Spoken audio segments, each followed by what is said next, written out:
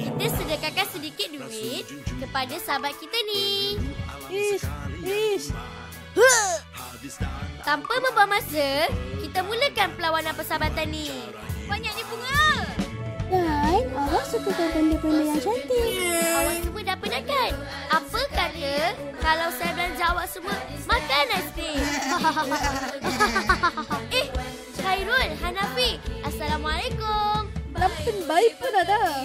Ustaz Amal tak perlu risau. Kami boleh bantu, Ustaz. Lari. Assalamualaikum. Waalaikumsalam, Makin. Tolong. Tulang dia kita buat sup. Tu dia, sedap. Ustaz Amal, taman dah siap.